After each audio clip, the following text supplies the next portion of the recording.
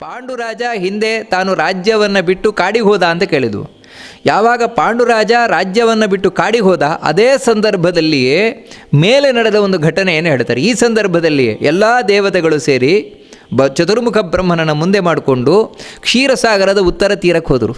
ಯಾಕಂದರೆ ವಿಷ್ಣುವನ ಹತ್ರ ಪ್ರಾರ್ಥನೆ ಮಾಡಿಕೊಳ್ಳಿಕ್ಕೆ, ಸ್ವಾಮಿ ಲೋಕದಲ್ಲಿ ದೈತ್ಯರು ತುಂಬ ಹೆಚ್ಚಾಗಿದ್ದಾರೆ, ಭೂಮಿ ಆ ದುಷ್ಟ ದೈತ್ಯರ ಬಾಳವನ್ನು ತಡಿಲಿಕ್ಕಾಗದೆ ಒದ್ದಾಡ್ತಾ ಇದ್ದಾಳೆ, ಅದಕ್ಕಾಗಿ ನೀನು ಅವತಾರ ಮಾಡಿ ಬರಬೇಕು ಅಂತ ದೇವರ ಬಳಿ ಕೃಷ್ಣನಾಗಿ ಅವತರಿಸಲಿಕ್ಕೆ ಪ್ರಾರ್ಥನೆ ಮಾಡಿಕೊಂಡ್ರಂತೆ. ಯಾವಾಗ ಅಂತೇಳಿದರೆ ಇನ್ನೂ ಧರ್ಮರಾಜ ಹುಟ್ಟುವುದಕ್ಕಿಂತಲೂ ಮುಂಚಿತವಾಗಿ, ಪಾಂಡುರಾಜ ಯಾವಾಗ ಕಾಡಿಗೆ ಹೋದ ಆ ಸಂದರ್ಭದಲ್ಲಿ.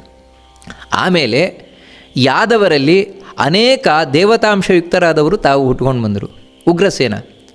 ಉಗ್ರಸೇನ ಅಂದರೆ ಯಾದವರ ರಾಜ ಅವನು ಮತ್ತಾರೂ ಅಲ್ಲ, ಉಗ್ರಸೇನ ಅನ್ನುವಂತಹ ಒಬ್ಬ ದೇವಗಾಯಕ ಅಂದರೆ ಗಂಧರ್ವ, ಅವನೇ ತಾನು ಅವತಾರ ಮಾಡಿ ಬಂದ. ಅವನ ಮಗ ಕಂಸ ಏನಿದ್ದಲ್ವ, ಅವನು ಕಾಲನೇಮಿ ಮಹಾದುಷ್ಟ ದೈತ್ಯ, ಅವನೇ ಹುಟ್ಟಿಕೊಂಡು ಬಂದದ್ದು. ಇನ್ನು ವಸುದೇವ ಅಂದರೆ ಕಶ್ಯಪ ಅದಿತಿಯರೇ ವಸುದೇವ ದೇವಕಿಯಾಗಿ ಬಂದದ್ದು.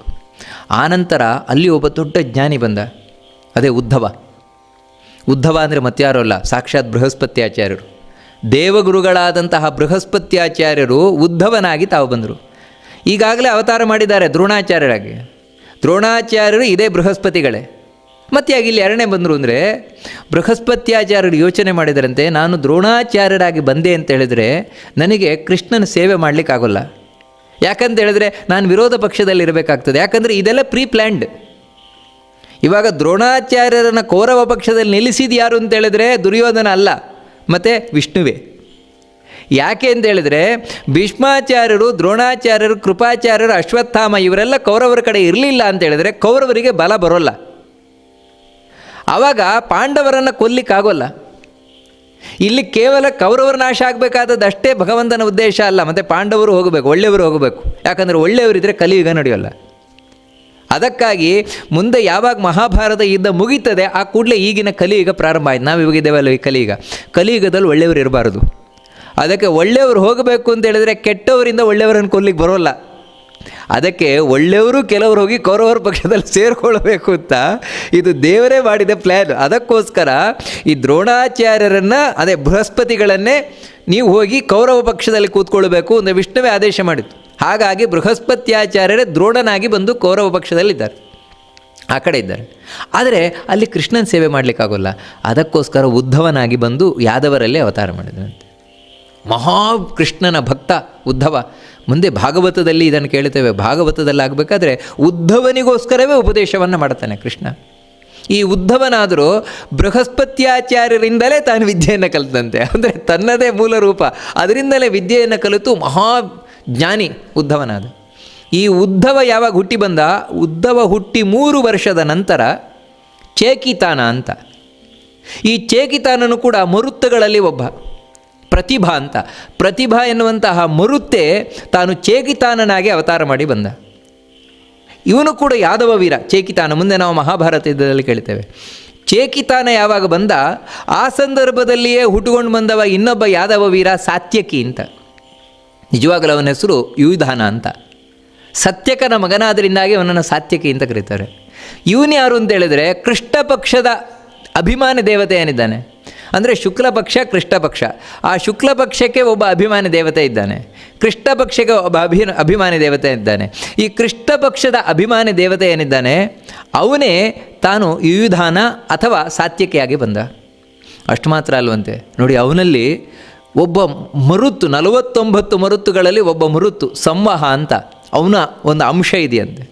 ಅಂದರೆ ಅವನು ಪರ್ಮನೆಂಟಾಗಿ ಇವನಲ್ಲಿ ಕೂತಿರ್ತಾನೆ ಸ್ವಲ್ಪ. ಅಷ್ಟಲ್ಲದೆ ವಿಷ್ಣುವಿನ ಕೈಯಲ್ಲಿರುವ ಚಕ್ರ ಏನಿದ್ದಾನೆ ಆ ಚಕ್ರದ ಅಭಿಮಾನಿ ದೇವತೆ ಇವನೊಳಗಿದ್ದಾನಂತೆ, ಈ ಸಾತ್ಯಕಿ ಒಳಗಿದ್ದಾನಂತೆ. ಅದರಿಂದಾಗಿ ಸಾತ್ಯಕಿ ಮಹಾವೀರ, ಅರ್ಜುನನ ಬಹಳ ಶಿಷ್ಯ ಇವನು. ಮಹಾಭಾರತದಲ್ಲಿ ಮಹಾಪರಾಕ್ರಮವನ್ನು ತೋರಿಸ್ತಾನೆ ಯುದ್ಧದಲ್ಲಿ ಈ ಸಾತ್ಯಕಿಯು ಕೂಡ. ಇದೇ ಸಂದರ್ಭದಲ್ಲೇ ಹುಟ್ಟಿದವ ಇನ್ನೊಬ್ಬ ಕೃತವರ್ಮ ಅಂತ, ಶಿನಿಯ ಮಗ. ಶಿನಿ ಅಂತ ಒಬ್ಬ ಯಾದವ ವೀರ, ಅವನ ಮಗ ಕೃತವರ್ಮ. ಅದಕ್ಕೆ ಅವನಿಗೆ ಶೈನಯ್ಯ ಅಂತ ಹೆಸರು. ಇವನು ಯಾರು ಅಂತ ಹೇಳಿದರೆ ಶುಕ್ಲ ಪಕ್ಷದ ಅಭಿಮಾನಿ ದೇವತೆ. ಶುಕ್ಲ ಪಕ್ಷದ ಅಭಿಮಾನಿ ದೇವತೆಗೆ ತಾನು ಕೃತವರ್ಮನಾಗಿ ಬಂದ. ಅಷ್ಟಲ್ಲದೆ ನೋಡಿ ಸ್ವಾರಸ್ಯ ಏನಂದರೆ ಇವನಲ್ಲಿ ಇನ್ನೊಂದು ಮರುತ್ತಿನ ಅಂಶ ಇದೆ, ಸಂವಹ ಅಂತ. ಆ ಮರುತ್ತು ಇವನೊಳಗೆ ಕೂತಿದ್ದಾನೆ. ಅಷ್ಟಲ್ಲದೆ ವಿಷ್ಣುವಿನ ಕೈಯಲ್ಲಿರುವಂತಹ ಶಂಖ ಏನಿದೆ, ಆ ಶಂಖದ ಅಭಿಮಾನ ದೇವತೆ ಇವನೊಳಗಿದ್ದಾನೆ. ಈ ಸಾತ್ಯಕಿ ಕೃತವರ್ಮ ಇವರಿಬ್ಬರು ಮಹಾಭಾರತದಲ್ಲಿ ಬಹಳ ಚೆನ್ನಾಗಿ ಯುದ್ಧವನ್ನು ಮಾಡಿಕೊಳ್ತಾರೆ. ಅದೆಲ್ಲ ಮುಂದೆ ನಾವು ನೋಡಲಿಕ್ಕಿದ್ದೇವೆ.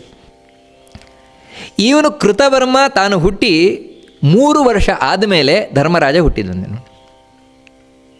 ಧರ್ಮರಾಜ ಹುಟ್ಟಿ 1 ವರ್ಷ ಆದಮೇಲೆ ಅಶ್ವತ್ಥಾಮ ತಾನು ಹುಟ್ಟಿದ್ದು. ಈ ಅಶ್ವತ್ಥಾಮ ಯಾರು ಅಂದರೆ ಸಾಕ್ಷಾತ್ ಶಿವನೇ ಬಂದದ್ದು.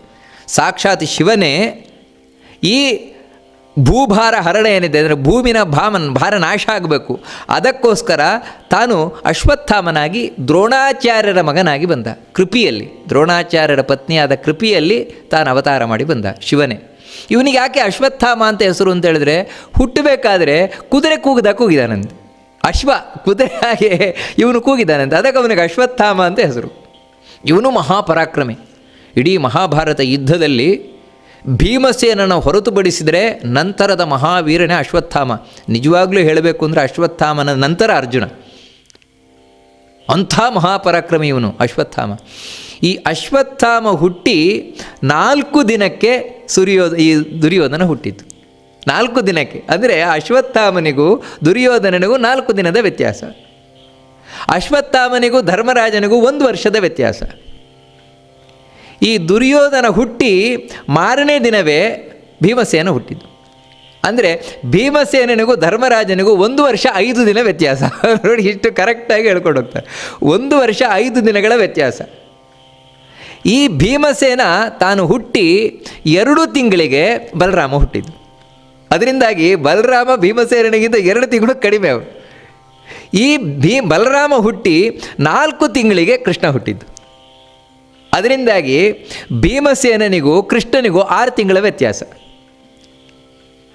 ಆ ಕೃಷ್ಣ ಅವತಾರ ಮಾಡಿ 6 ತಿಂಗಳಿಗೆ ಅರ್ಜುನ ಅವತಾರ ಮಾಡಿ ಹುಟ್ಟಿದ್ದು. ಅಂದರೆ ಹೀಗೆಲ್ಲ ಈ ಒಂದು ಲೆಕ್ಕಾಚಾರಗಳೇನಿದೆ ಇದನ್ನು ಬಹಳ ಸುಂದರವಾಗಿ ಮಧ್ವಾಚಾರ್ಯರು ಕೊಟ್ಕೊಂಡು ಬರ್ತಾರೆ. ಪ್ರತಿಯೊಂದು ಒಬ್ಬೊಬ್ಬರಿಗೆ ಎಷ್ಟೆಷ್ಟು ವ್ಯತ್ಯಾಸ ಇದೆ ಅಂತ.